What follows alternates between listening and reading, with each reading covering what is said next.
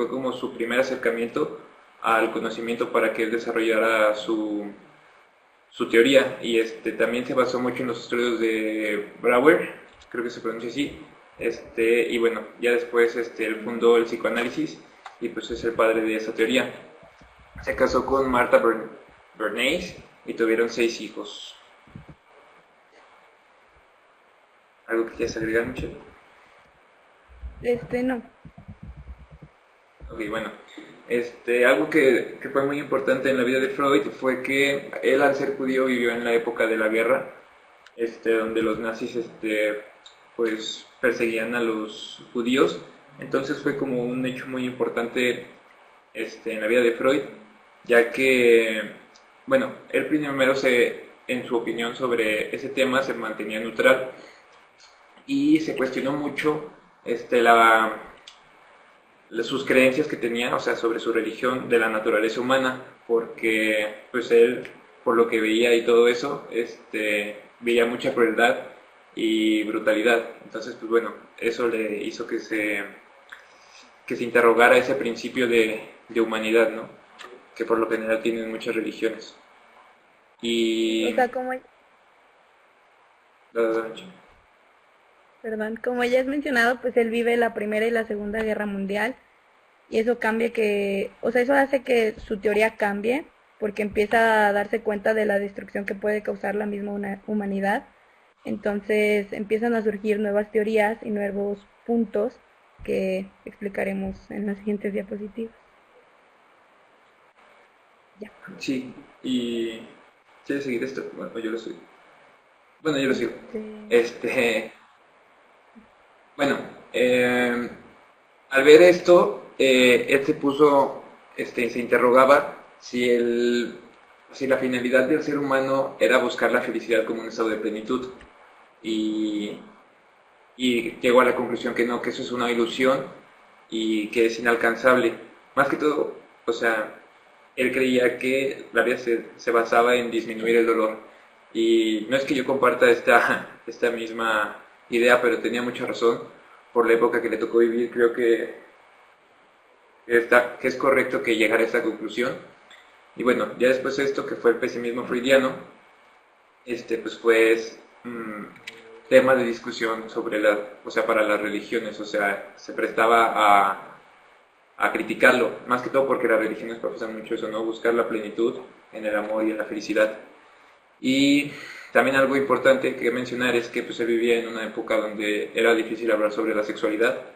Entonces pues fue muy valiente a que su teoría se basara también en los impulsos sexuales y creo que también fue un factor importante de discriminación que él vivió. Bueno, no de discriminación, sino como de crítica, de, pues de hablar de este tipo de temas que eran fuertes en esa época. sí, bueno, y recordar Y también bueno, que le tocó vivir la Segunda Guerra Mundial y que era, bueno, él como judío vivió una gran represión, y mismo como que muchos de sus libros fueron quemados y así. Y vamos a pasar a la propuesta teórica.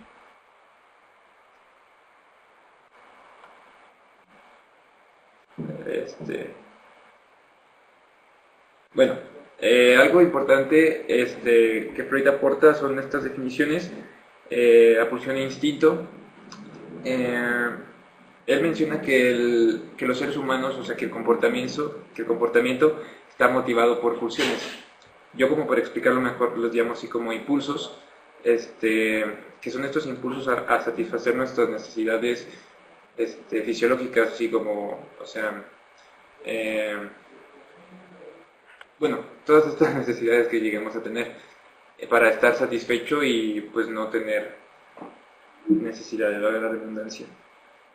Eh, y bueno, el Eros y el Thanatos también es importante porque es el principio de vida y muerte.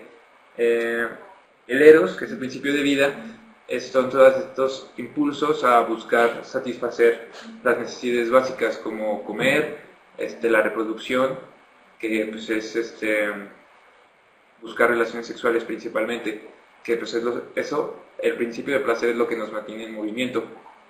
Y el Thanatos, que es el principio de muerte, lo podemos entender como de agresión. Por poner un ejemplo ahorita, en la etapa oral, cuando el niño empiezan a salir los dientes, la primera vez que muerde podríamos decir que es como un impulso de muerte, porque es de agresión, pero suena muy drástico decir que es impulso de muerte, pero de algún modo sí lo es. No sé si. Y también está lo de la topografía de la psique, que es el alma. Bueno, de la conciencia más bien, de lo que somos conscientes. Hay tres niveles, como aquí verán, está el nivel consciente, el nivel subconsciente y el nivel inconsciente. El nivel consciente es, explicándolo en breve, es todo lo que tenemos, la capacidad como de hacer, o sea, estamos conscientes de hacerlo, de todo lo que influye para tomar esa decisión. El nivel subconsciente podemos decir que también son los recuerdos y eso que por naturaleza ya tenemos, pero no lo damos como por, o sea, no somos conscientes, pero lo damos por hecho, como decir, pues es de día, ¿no? O sea, tú sabes que es de día y por hecho eso, pero no, de algún modo no es como tan consciente en ese aspecto. No sé si me expliqué o si alguien de ustedes dos tenga un mejor ejemplo. Pero bueno, y el nivel inconsciente son todos estos temores, necesidades egoístas y cosas que te hagan pasar alguna vergüenza. Esto yo lo entiendo más que todo como eh, estos impulsos que no son aceptados.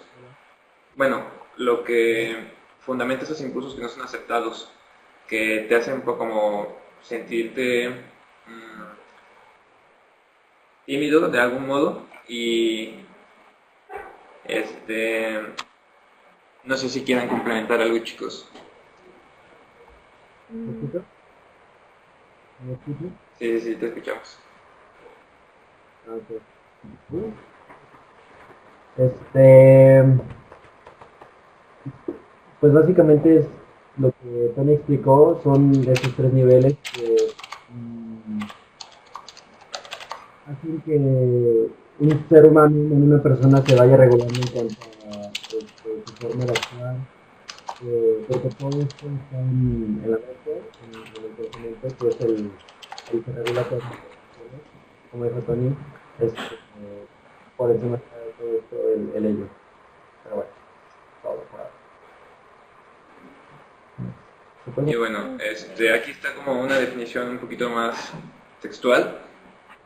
Que bueno, básicamente sí, lo que me gustaría recalcar es el inconsciente como para que quedara más claro, que pues es todo lo que desconocemos de nosotros mismos, o sea, em, pueden ser recuerdos, pueden ser actitudes y, y las desconocemos simplemente porque yo la regula para mantener un equilibrio emocional, o sea, o para no enfrentarnos a la dificultad de ese momento.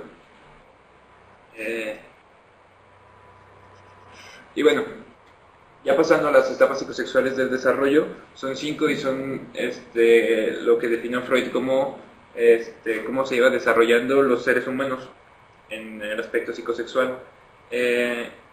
La primera etapa es la fase oral. Ahí los niños obtienen placer por la boca y la dividimos como en dos etapas, la oral y la canibalesca. En la oral pues está la necesidad de chupar, que es como pues, cuando amamantan al bebé, y en la etapa canibalesca es el placer por masticar.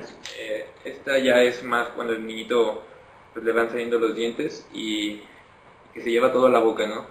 Las manos, algún juguete, todo eso, pues él siente placer en ese tipo de exploraciones que tiene. Y bueno, como ya saben también existen las fijaciones en cada etapa y cuando existe una fijación hace que la personalidad al ser adulto tenga una característica por esa etapa. La característica que También, sucede cuando hay una fijación, sí, sí, sí. Perdón, también cabe resaltar que en esta fase oral, bueno, es la primer acercamiento que tiene el bebé con la mamá, es el primer símbolo de confianza, es cuando se empieza a desarrollar todo esto de la confianza del bebé con los demás, el cariño, el amor, las primeras emociones. Entonces, si no hay esto, puede crear, bueno, una falta de desarrollo en las siguientes etapas. Exacto, o sea, es una etapa muy importante. Y sí, como dice Michelle, el contacto con la mamá en esto es súper importante, ya que también, bueno, ya es un poquito como desviado de Freud, pero muchos otros autores hacían aportaciones en esta etapa de la importancia de cómo iba a ver el bebé a la mamá cuando fuera creciendo. Aquí hay un pequeño error en la tabla. En la fase anal no es de los 12 a los 13 meses, es de los 12 a los 3 años. De los 12 meses a los 3 años. Y bueno, aquí el placer se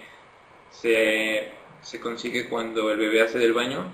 Bueno, también se divide en dos etapas. La primera etapa es la expulsiva y la segunda es la retentiva. En la primera etapa el niño adquiere placer cuando hace del baño, cuando expulsa excremento. Y en la segunda etapa es cuando aprende a controlar los esfínteres. En la primera etapa, en la expulsiva, el niño ve como hacer del baño como un regalo a la mamá. Entonces es como una forma de agradecimiento por su cuidado, ya que pues, la mamá siempre está así como al pendiente de que el niño,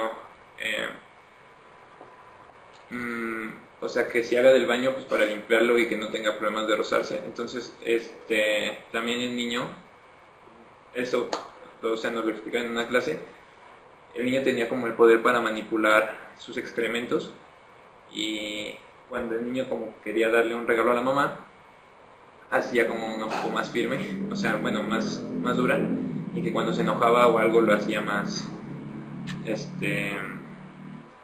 más suelto, ¿no? No sé cómo explicarlo.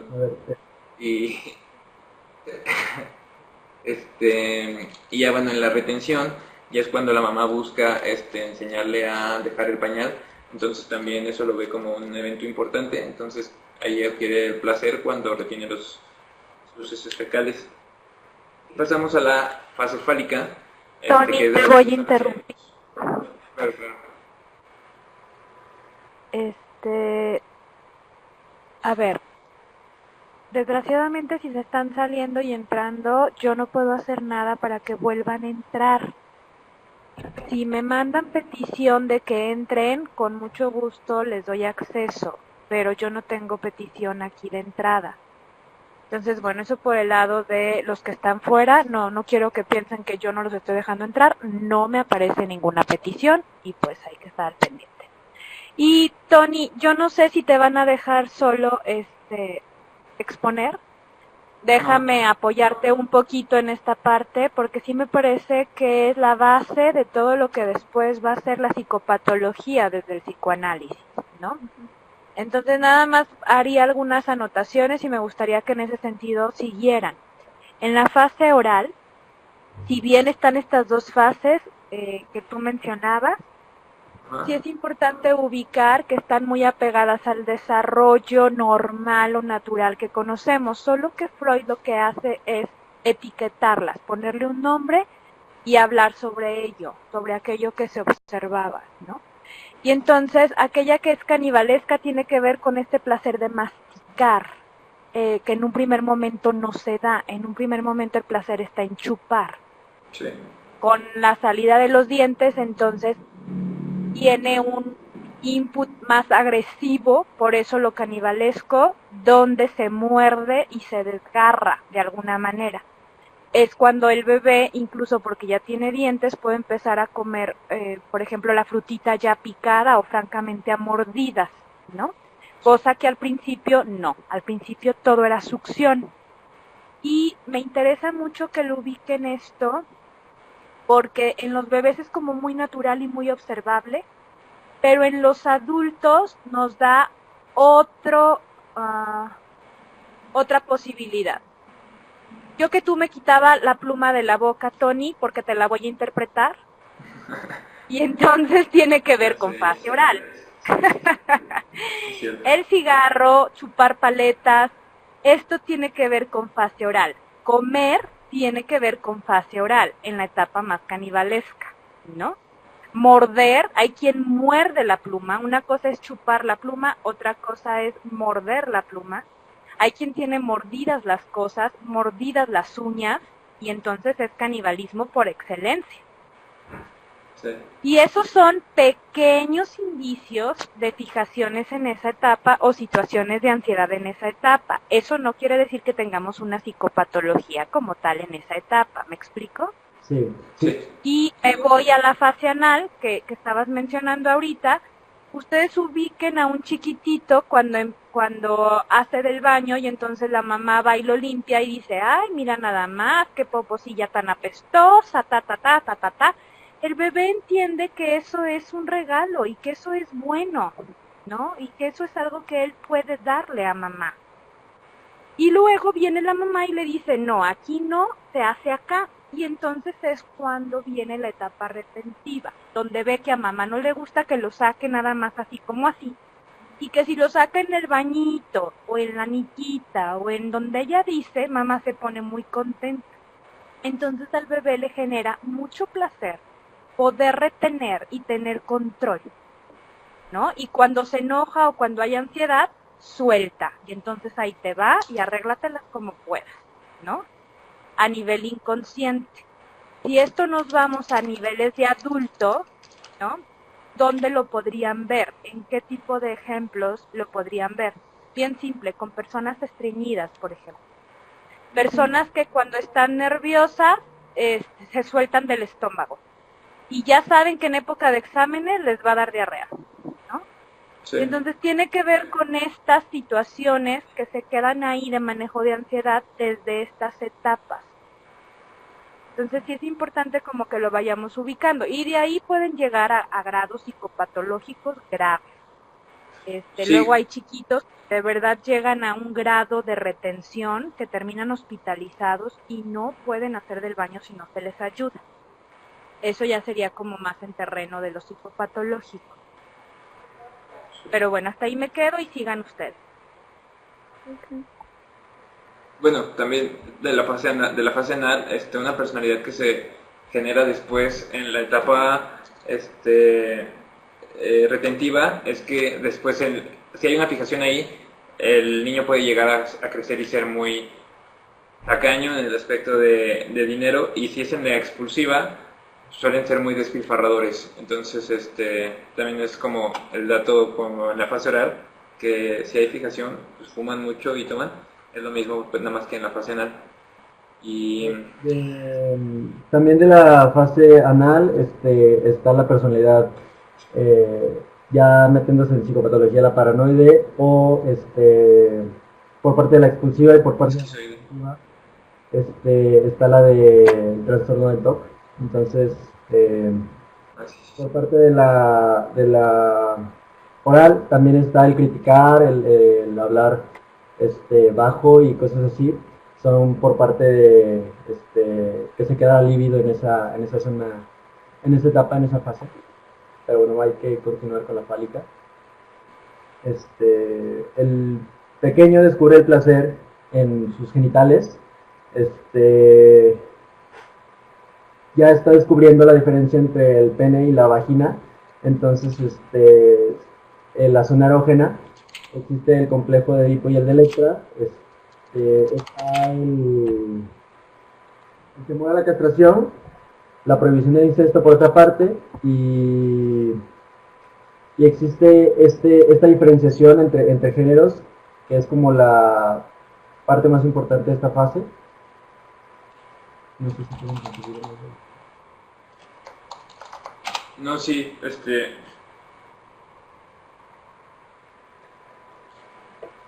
estabas en el complejo de Edipo y Electra, ¿verdad? Sí, lo mencioné, no sé si quieres explicarlo. Bueno, o sea, que en los niños primero viven el complejo de Edipo y y después el temor a la castración, y en las niñas es primero la castración y después el complejo de Edipo. Pues bueno, creo que ya todos conocen lo que es el complejo de Edipo. Y lo de la castración, pues es importante porque cuando es como un momento que puede ser crucial en los niños, porque pues es normal que los niños se autoexploren. Entonces, cuando a veces los adultos lo ven mal, que lo suelen regañar y decirles, si lo vuelves a hacer, te va a cortar, cosas así, hacen que el niño lo haga en privado. Entonces eso puede causar bueno, ya de grande otro tipo de repercusiones. Entonces es como en los papás cuando ven este tipo de situaciones, decir que es normal, pero que no se tiene que hacer en cualquier lado. No sé si alguien se quiera aventar la etapa de latencia. Espérame tantito, yo creo que eso sí es bien importante, Tony. O sea, no está mal que se les diga que se tiene que hacer en privado. De hecho, eso es lo ideal para que el niño aprenda a autocuidarse. El tema aquí será el monto de agresividad, de espanto, de culpa que le imprimen los adultos al hecho, ¿no? O sea, Sí. y a un niño no le vas a decir, es normal, tú síguete tocando. Sino le vas a decir, sientes curiosidad, te sientes rico, esas partes son privadas, es importante que las cuides, que te laves tus manitas, una serie de cosas que van apuntando al autocuidado más que a la castración en lo simbólico, ¿no? Sí. Y no este tipo de discursos de las abuelitas, y que todavía están presentes además, de se te va a secar la mano, te van a salir pelos, andas de libidinoso y etcétera, porque esto no ayuda a lo que ellos sienten y no saben dónde ponerlo, ¿no? Exacto. Sí. Y luego nos sorprendemos de que las mujeres tengan como toda esta parte de la represión, y Bueno, en toda la esta etapa de la... dificultad para encontrar el placer de lo sexual Sí. cuando se ha vivido con tanta Bien. culpa, ¿no? Y todo exceso en el ejercicio de la sexualidad del hombre, hablando culturalmente en estereotipo, y que tiene que ver con esto de que ese es mi niño, ¿no? Mira, ya se está agarrando, ese es mi muchacho. Muy diferente a lo que se piensa o se hace si una mujer lo hace. Entonces sí me parece importante eso, que vayan espejeando como entre qué sucede con el niño y qué sucede en el adulto. Sí.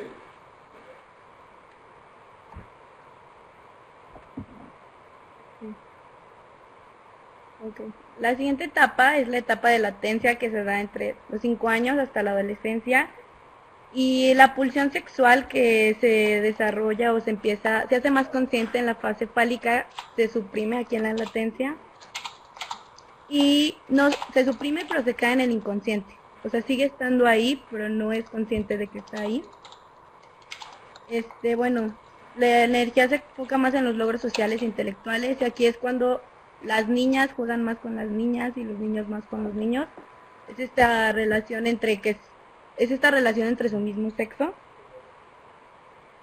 y empiezan a surgir nuevos intereses y nuevos vínculos con diferentes personas, ya se desprenden.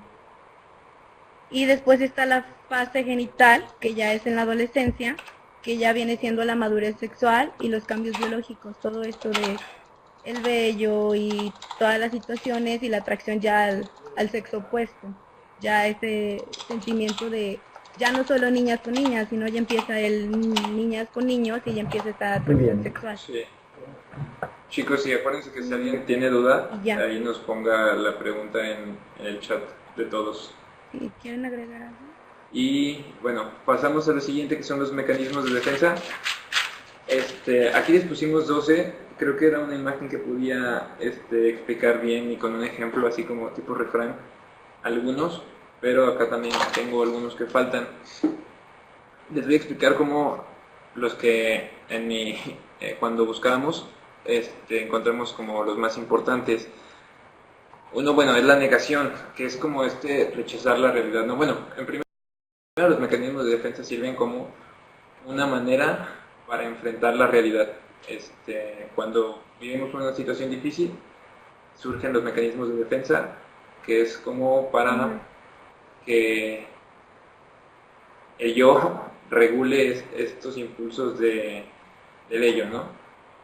Y bueno, la negación pues es rechazar la realidad. La proyección es atribuir los pensamientos o ideas a otras personas que no son las que bueno, poniendo el caso si fuera yo, o sea que yo atribuyo mis pensamientos e ideas a otra persona diciendo que son de esa persona. La represión, que es que las ideas, los pensamientos, los deseos, se mantienen en el inconsciente, o sea, el yo intenta evitar que el ello salga, entonces esa es la represión.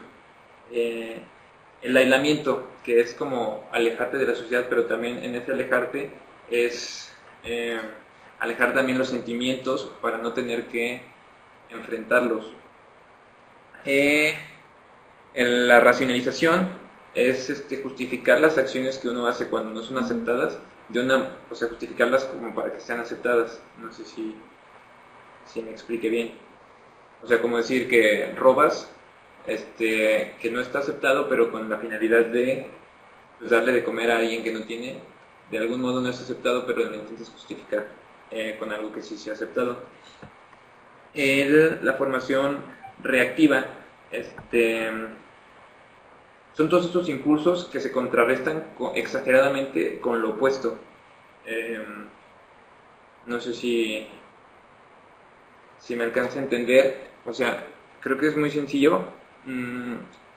Cuando tienes un impulso de lo que sea, lo contrarrestas con todo lo opuesto a eso. O sea, para no lidiar con eso, digamos, o no exponerlo.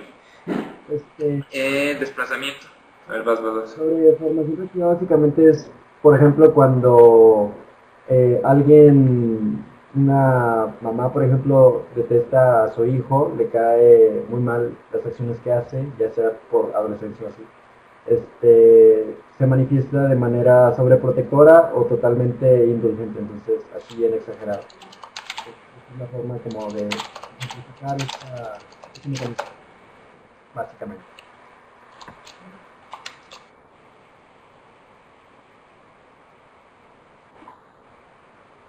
Y bueno, otros ejemplos que se podría entender, la negación sería como cuando estás pasando por un duelo, una persona fallece cercana a ti y niegas el hecho de que la persona esté muerta. Y también la regresión, en la regresión sería como cuando a un niño que ya pasó su etapa anal, le llega un nuevo hermanito y sucede que vuelve a hacer del baño cuando ya había controlado eso, hace una regresión a la etapa como mecanismo de defensa para volver a tener la atención. Y bueno, ya nos quedan nada más 3 mecanismos, que es el desplazamiento, que es redireccionar los impulsos hacia otra persona u objeto. La sublimación, que es cuando convierten un impulso sexual a un impulso que no sea sexual para que sea aceptable a la sociedad. Y la condensación, que es como parte de lo del sueño, de la interpretación de los sueños, que cuando se juntan elementos del inconsciente y se centran y se presentan en una imagen objeto cuando estamos soñando. Y es como una manera de afrontar la realidad en un sueño. Y bueno.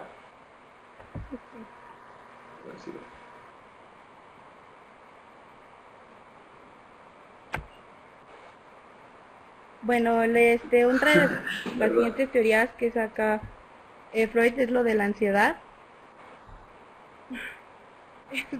El primer tipo de ansiedad es el de la realidad, el que, bueno, se entiende como el miedo que se le tiene al exterior, a lo que pasa alrededor.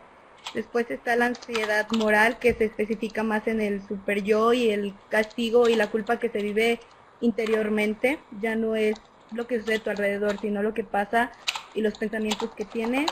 Y después está la ansiedad neurótica, que ya se basa en los impulsos del ello. O sea, toda esa base de deseos y, o sea, no se tiene un control, el super yo ya se queda totalmente aislado. Pasando ahora con la asociación libre. Se llama ansiedad neurótica. Pasando ahora con la asociación libre, es básicamente el ejemplo perfecto que le puedes poner a la gente que desconoce este campo como para asociar a la psicología. Básicamente que te sientas en un diván, el psicoanalista está del otro lado escuchándote mientras tú sueltas todo sin ningún tipo de prohibición. O sea, que tú en este método, que hables todo lo que tú quieras, no importa que tenga sentido. El caso es tratar de hacer emerger lo que tu inconsciente, perdón, te está tratando de decir. Y el analista lo está tratando de como poner en conexión para ver qué sentido tiene con lo que tú has llegado a tratar con el psicólogo.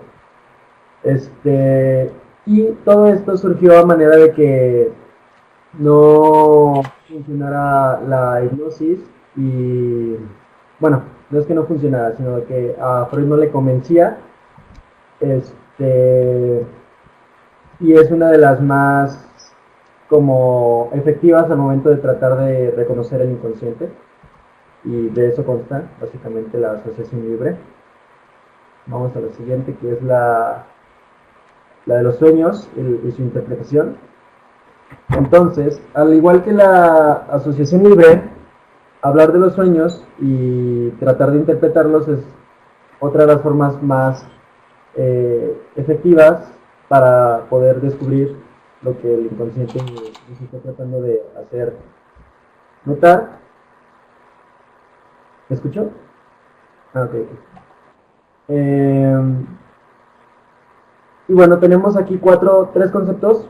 El último es un poco más un proceso. Entonces tenemos el contenido manifiesto, que es justo cuando tú despiertas lo que tú recuerdas. Es decir, el día de hoy me despierto después de una noche larga en la cual yo soñé bastantes cosas. No me acuerdo de todo, simplemente al despertar me acuerdo que andaba en bicicleta, por ejemplo. Entonces, el contenido latente es todo ese sueño que incluye todos mis deseos, todos mis mensajes del inconsciente, todo en sí lo que existe dentro de mi cabeza. Puede haber cosas que ante la sociedad están mal vistas, como yo iba en una bicicleta en un parque pensando en niños chiquitos, ¿no? Por ejemplo. Entonces, esas cosas, mi yo me las va a censurar, que es el siguiente concepto, para que en sí no emerjan a mi realidad, porque sería mal vistas.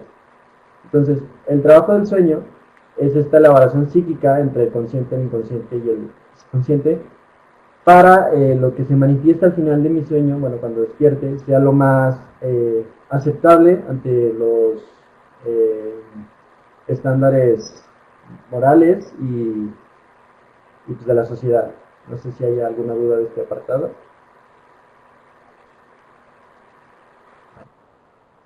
A mí me sirve mucho, Isra, cuando hablamos en psicoanálisis de la interpretación de los sueños, pensar también en la interpretación del juego del niño.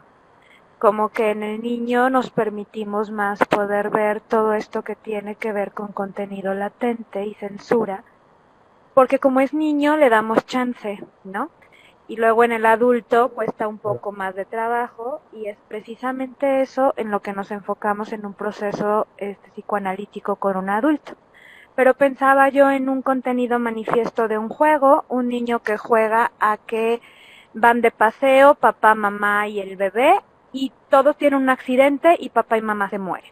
Eso es el contenido manifiesto. El contenido latente tendrá que ver con todo el impulso agresivo, con todo el enojo que el niño tiene porque tiene un hermanito, porque papá y mamá se van a trabajar o se van de fiesta y no lo llevan, lo que fuera, ¿no? Y la censura es esta expresión represora del yo al servicio del super yo, dice aquí, cuando el chiquito al final del juego dice, bueno, pero que revivían, que de repente llega un meteorito y entonces revivían, ¿no?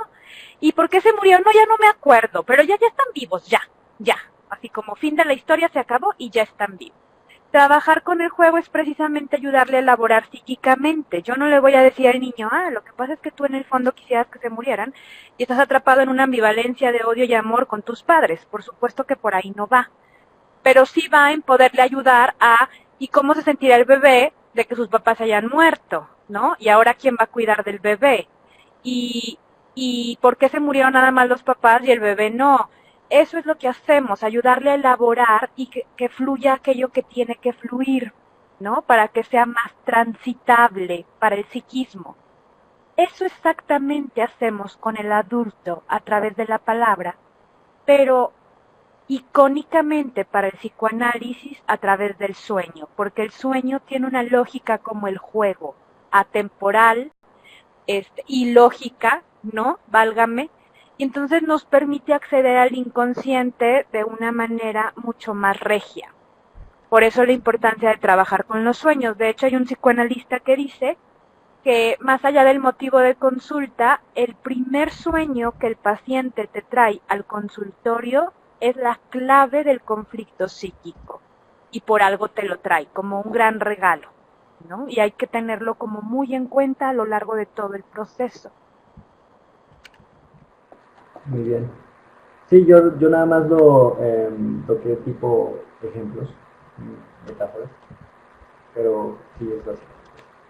Los comenta Julián. Sigue.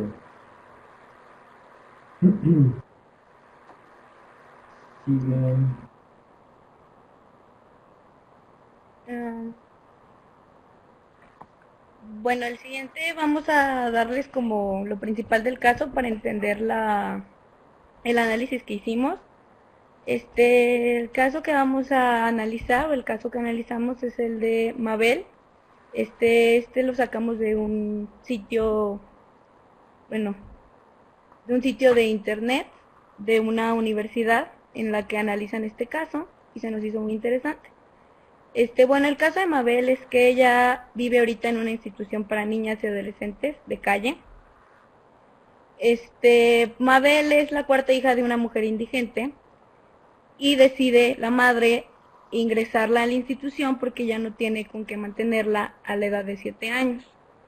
La institución se maneja por etapas y ahora ella, que ya tiene 18 años, se encuentra en la última etapa ya para salir de la institución porque ya es mayor de edad. Es momento de que ella salga, encuentre un empleo y arma su propia familia y hogar. El problema es que ella va a consulta porque tiene este miedo por dejar la institución. Ella no se siente confiada para salir, no cree que tiene las suficientes cosas como para salir y llevar las cosas por ella misma, ¿no? Entonces manejamos el caso en transferencia. Este miedo que ella siente es el mismo miedo que ha sentido, por ejemplo, cuando su mamá la deja en esta institución a los 7 años. Hablamos de algo que se llaman huellas merméticas, que es como, en este caso, la definición es el primer acercamiento de placer que tiene el bebé. En este caso no es de placer, sino de miedo. Y este miedo lo relaciona con el futuro, los futuros casos que puede suceder, y en este caso es dejar la institución. Sí, porque básicamente ella está teniendo este sentimiento de miedo, puesto que en la institución tienen como objetivos meta el poder salir ya con un empleo estable, con un hogar donde vivir, una vivienda, y que puedan tener un nivel de vida pues diferente, o sea, unas nuevas amistades al que tenían en la institución. Entonces, ya está por acabar el ciclo de Mabel en este lugar y ella empieza a sentir este temor por no saber qué va a pasar de ella, ya que no ha avanzado tanto en esto de las metas que tienen en esta institución. Bueno, es lo que sigue. Lo del análisis. Y en sí, esto de la transferencia es el hecho para Freud, es el hecho de desplazar de una idea a otra. Se les llama huellas y estas son reales o imaginarias. En este caso, no sé, podemos intuir que son imaginarias por parte de Mabel, puesto que no tienen nada en sí todavía hecho, pero está imaginando lo que puede pasar si no llega a obtener lo que tiene cuando sale.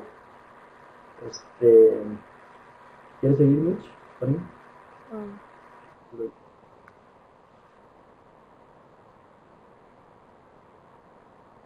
Sí. Bueno, también lo relacionamos con la etapa oral, como ya habíamos comentado, es una etapa importante en la vida bueno, en el desarrollo de un niño.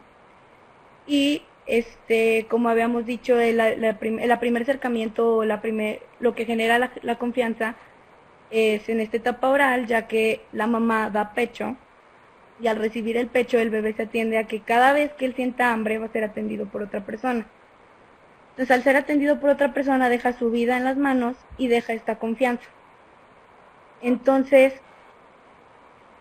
no, analizamos con que hay una falta en esta etapa, ya que la confianza que ella desarrolla primero fue en la etapa oral, porque su mamá fue indigente y no tuvo las condiciones, y después fue en la etapa anal. Entonces, el miedo que siente ella es relacionado con la primer huella que ella vive en esta primer huella de no terminó siendo bien alimentada, vivió con este miedo, vive por segunda vez el miedo cuando la dejan en la institución y vuelve a sentir otra vez este miedo cuando está por salir de la institución. A ver, a mí ahí no me queda, los detengo un poquito, a mí ahí no me queda claro, que ustedes se van a una fijación oral, pero están diciendo que Mabel entró a los 7 años a la institución.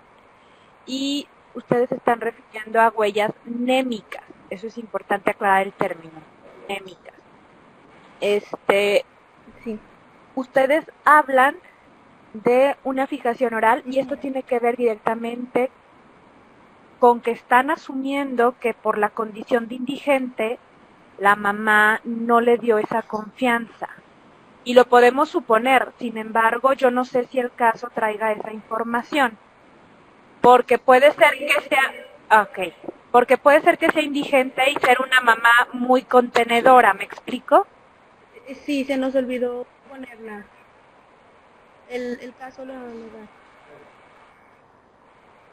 Y tiene mucha lógica. No, el caso entonces es como si ella no pudiera cubrir sus necesidades básicas que tienen que ver con alimentación, no solo con alimentación, sino con seguridad.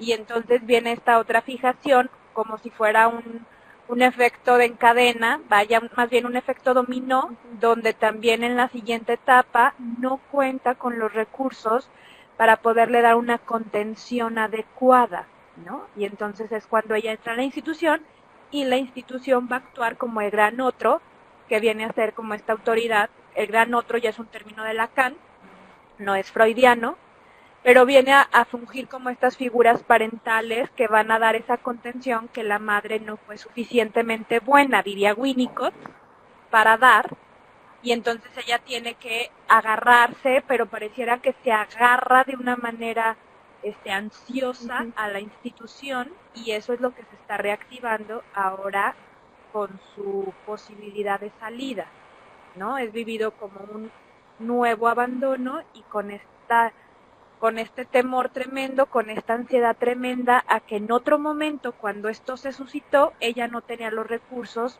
para valerse por sí misma y quedó dependiente de esos otros.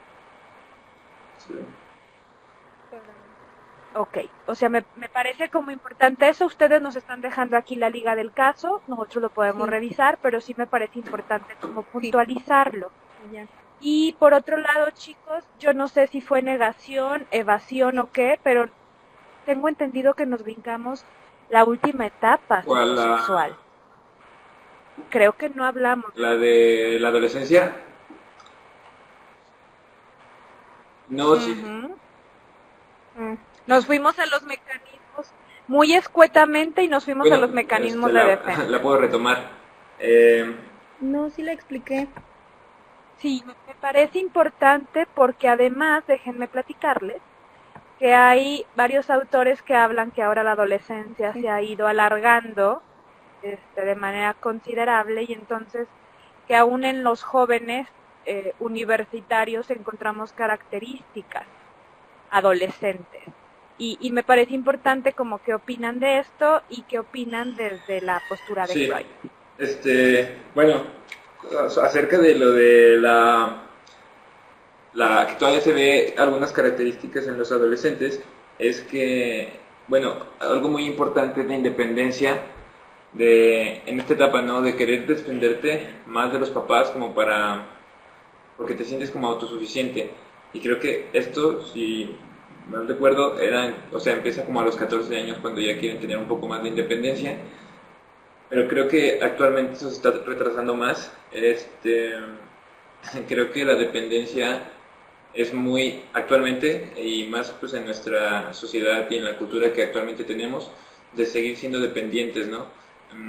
Tanto en aspectos de madurez sexual, ya que pues creo que ya a lo mejor nuestras generaciones sí tuvieron un poco más de información.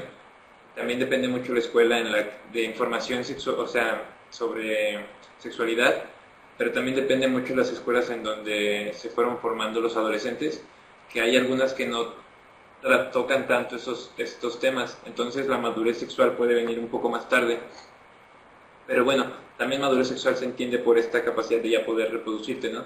Que a los 12 años aproximadamente los niños tienen su primer sueño húmedo y también las niñas ya empiezan con la menstruación. Entonces es como, bueno, sabiendo que la menstruación empieza a los 12 y que dura un año para que ya sean fértiles, pero, pues, o sea, a temprana edad ya pueden reproducirse, que no es lo más sensato. Eh, y, y bueno, la atracción por el sexo opuesto, creo que, bueno, esto sí, la verdad no sabría como en algo más práctico, pero hablando de la experiencia mía y de lo que viví, pues esto empieza desde muy chico, ¿no?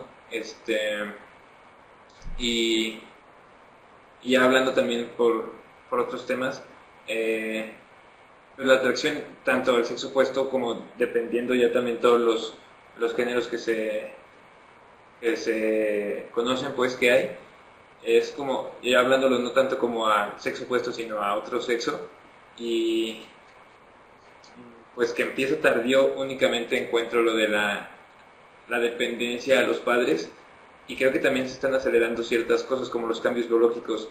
Creo que la alimentación influye mucho porque antes el estirón se daba entre los 14 y 16 años más o menos, y a veces se dan mucho antes o, o después.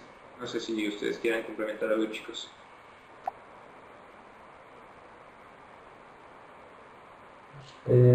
Sí, básicamente son estas etapas dentro de la adolescencia que implican cambios físicos y biológicos. La pubertad es el cambio más visible de todos en cuanto a ver cómo se va desarrollando el cuerpo del niño y de la niña. Existe el aislamiento y como dice Tony, bueno, las demás etapas ya son más orientación a la heterosexualidad y la apertura a la heterosexualidad también. Y al final ya que acaba por ahí de los 17 a 19 años, que es consolidar todo lo que tú fuiste adaptando, porque esto se toma al principio como un poco de miedo por dejar todo lo de la infancia, tu cuerpo de infante y tus nuevos miedos a las responsabilidades, a cómo me verán los demás y tus orientaciones sexuales también. Entonces aquí ya hay como la estabilidad emocional que toda la etapa de la adolescencia, bueno, tenía como principal objetivo para esas relaciones a largo plazo y tener más. Que aunado a su caso, entonces podríamos entender que es una chica que está en plena adolescencia y que parte de la ambivalencia está precisamente en todo este deseo de independencia, de dominio, incluso inquietud sexual probablemente, y el querer pertenecer todavía a esta institución, a estas figuras parentales que les den cobijo, ¿no? Entonces es la famosa rebeldía del adolescente, que luego se dice que ni ellos entienden, pero tiene que ver con esta ambivalencia fuerte entre querer ser independientes, pero a la vez querer que nos resuelvan las cosas cuando nos asustan o nos generan ansiedad. Sí, Y esto que decías ahorita me parece interesante, lo están planteando y yo creo que es una situación muy, muy actual, estos movimientos que está viendo. Freud no lo veía así, en aquella época era diferente y acuérdense que él estaba hablando, como bien lo señalaron, de un tema tabú por completo. Sigue siendo tabú, pero al menos se habla más, que era sexualidad, ¿no? Pero si ustedes se ponen a pensar, ahorita sí en efecto tenemos chicos que se desarrollan muchísimo antes, físicamente hablando. Incluso psíquicamente hablando se tiene acceso a muchísima información y tenemos chiquitos que han sido expuestos a escenas, a información, a una serie de cosas antes de tiempo y antes de tener una madurez suficiente. Y tenemos como problema de salud nacional los embarazos en adolescentes, ¿no? Que es una estadística altísima. Si nos vamos al otro lado, tenemos cada vez más la dificultad para el compromiso de los adolescentes y jóvenes y cómo se va postergando relaciones duraderas en una eterna adolescencia donde se quiere seguir con este patrocinio luego de los padres y con una vida más independiente al mismo tiempo. Obviamente me estoy yendo a los extremos, en medio de estos extremos hay un montón de matices. Pero matices que en aquella época no había porque todo estaba muchísimo más estereotipado y seguía como la misma línea, ¿no? Eso nos toca ahora a nosotros problematizar.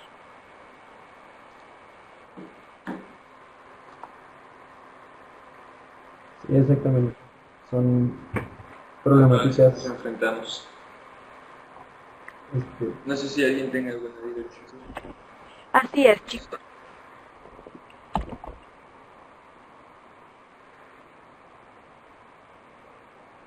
Sí, aparte, no, aparte con, siento que hay muchas cosas que ya hay como influencian, la vida diaria de los adolescentes, y tienes razón, ¿no? Se alarga por el hecho de querer, bueno, siento que tiene que ver mucho también con el querer tener esta libertad o querer seguir viviendo de esta forma sin querer llegar a la madurez como tal de la adultez.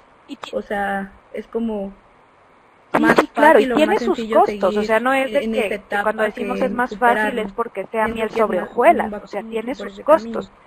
Me hiciste acordar ahorita, Michelle, con tu comentario, tengo una paciente, tiene 27 años de edad, ya terminó la carrera, ya terminó el posgrado, está trabajando y sigue viviendo con sus papás. Y parte de su reclamo en el proceso terapéutico es que tiene que avisar en dónde está y tiene hora de llegada. Y eso le da mucho coraje, ¿no? Y dice, ya no soy una niña, o sea, ya estoy grande, me porto bien, qué mala onda. Y cuando yo le cuestionaba, bueno, ¿y por qué sigues ahí? Si tú quisieras vivir como por tu cuenta. No, dice ella, es que si no, si Sí, me pero salgo de ahí también no está la podría otra hacer los parte, ¿no? viajes En la que que hago, no va. podría pagarme la fiesta, no podría seguir pagando mi coche. Sí, no se le escucha, maestra. Entonces, pues no, la realidad es que me viene bastante bien estar ahí. Y entonces, pues es un sí, pero no, no, pero sí, pero seguimos alargándolo. Es como este caso de, pues el nuestro, básicamente, pero en otra clase, quizá, porque aquí es más marginado el tipo de, el caso Mabel, y es que pero sí, que es creo muy que similar. es un tema, bueno, una En cuanto situación a- que se enfrentamos. Sí, sí, claro que sí.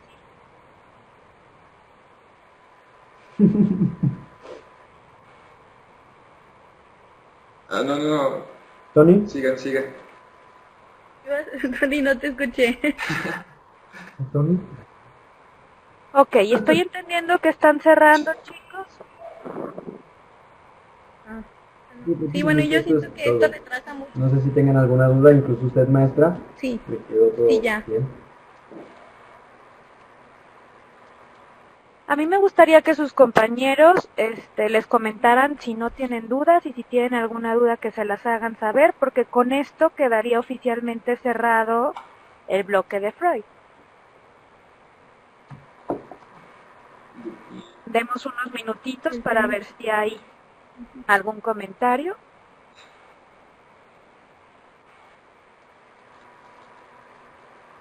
Bueno, mientras yo les comento, chicos, les tocó ser los primeros con todo lo que eso implica. Entonces, la idea sería que ustedes también pudieran compartir la experiencia, pudieran dar algún tip a sus compañeros, pudieran decir que es para ustedes tener que presentarse por este medio y cerrar el bloque de Freud el día de hoy, ¿no? Ya la próxima semana tenemos la siguiente exposición, que es Klein. Entonces, creo que se trata de ir aprendiendo de la experiencia e irnos retroalimentando. Parece que nadie tiene duda, entonces me gustaría que cada uno de ustedes dijera al menos un breve comentario antes de cerrar.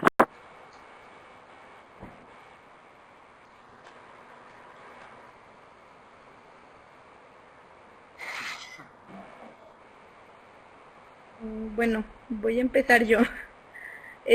Bueno, primero eso es raro estar en una exponiendo de esta manera y más porque, bueno, se te vienen como ideas y quieres hablarlas, pero tu compañero habla, entonces no tienes como el mecanismo directo como para decirle, oye, quiero hablar, entonces terminas interrumpiendo. Entonces usan los chats privados porque funcionan, sirven para eso. Ya después como que empiezas a manejarlo, porque fue como la primera vez que usamos así bien. Pensaba yo está en alguna seña que puedan hacer, ¿no, Michelle? De repente como levantar la mano, o ándale, mira Israel acá, tener alguna tarjetita por ahí, así como de palabra, no sé, o sea, como innovar entre los medios digitales, claro que sí, pero también sentirnos en confianza con la cámara y decir, cuando levante mi vaso verde quiere decir que quiero hablar y estoy tomando agua para prepararme, no sé, o sea, como relajarnos un poco y entender que es parte de la bondad y de la complicación de este medio, ¿no?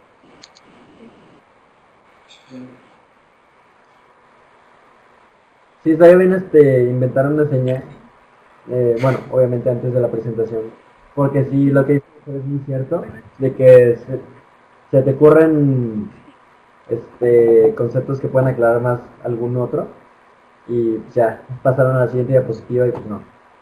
Pero está bien, todo bien.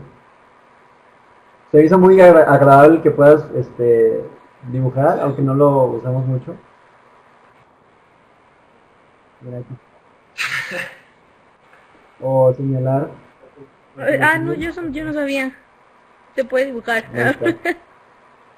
Entonces son cosas que pueden utilizar también, que me acabo de dar Y que cuenta. puede ser que esto se vuelva como más divertido, ¿no? Que te lo apropies un poco más.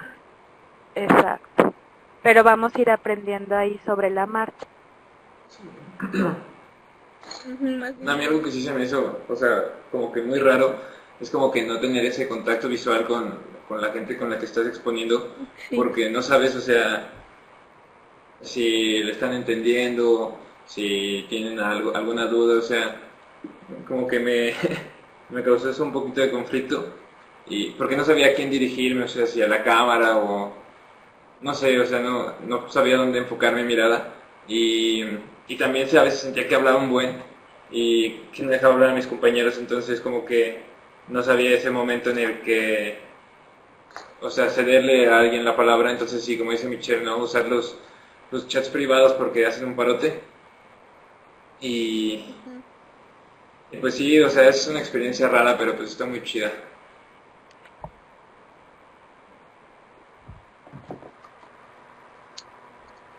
Y yo creo que es importante como irnos fortaleciendo en esta escucha activa, ¿no? Esto que dices, Tony, me parece fundamental.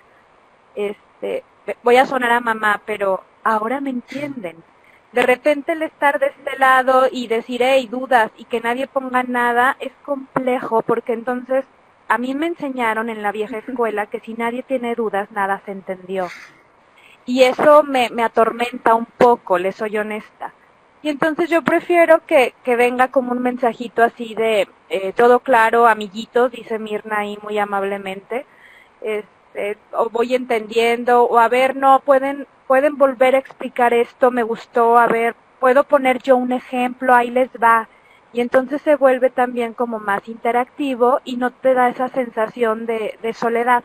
Créeme que todos te estamos viendo y a quien necesitas ver es a tus compañeros, y ahí los tenías. Mira, por fortuna Isra llegó un poco desfasado, pero está muy divertido ahí con todas las posibilidades. Perdón.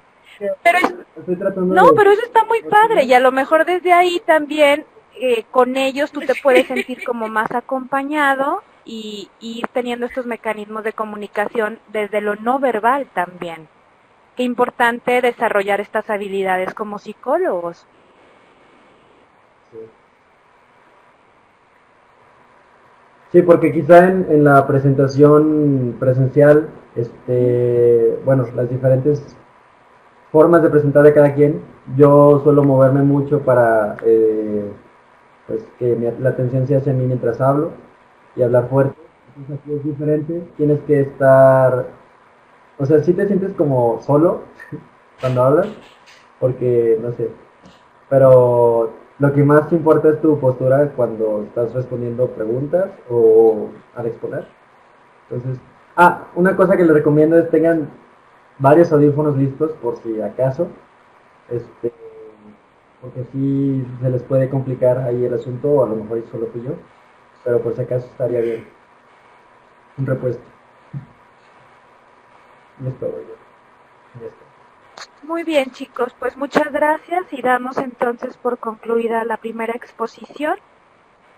Que tengan linda noche y nos vemos aquí en el espacio el próximo martes para la segunda exposición. El equipo que le toca, póngase al pendiente de las entregas y espero sus comentarios, dudas o demás. Y en el portal, por favor, yo ya los veo como mucho más familiarizados, eso me da gusto. No bajen el ritmo, acuérdense que hay foro y hay actividad cada semana. Y ya esta semana empezamos con la evaluación. Hay que hacer la evaluación de Freud. Les recuerdo que es autoevaluación, pero es fundamental y es requisito indispensable para la acreditación de la materia. Entonces, esa es una nueva actividad, pero es muy sencilla, muy rápida. Es un test muy rápido, hasta divertido, que es como, a ver, ¿qué tanto me está quedando claro o me regreso? ¿No? Entonces ahí se los dejo a consideración y quedo a sus órdenes vía chat o vía correo. ¿Ok? Espérenme tantito. Isra, tú puedes hablar. Eres presentador. Adelante. ¿Me escuchan? Es que ya no me salió ¿No me escuchan? ¿Sí o no?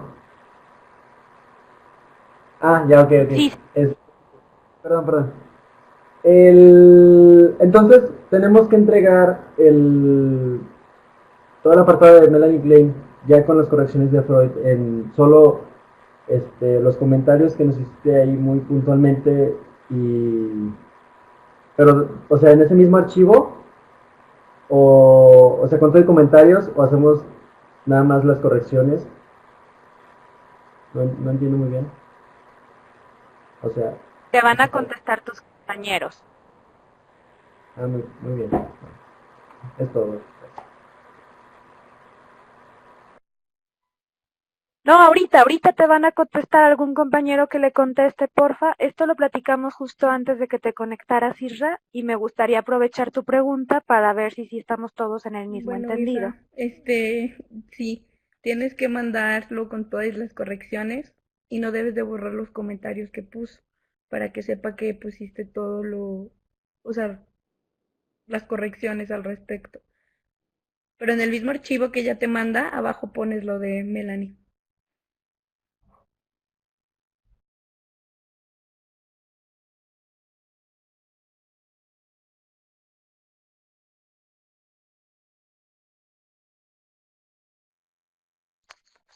¿Quedó aclarado, Isra?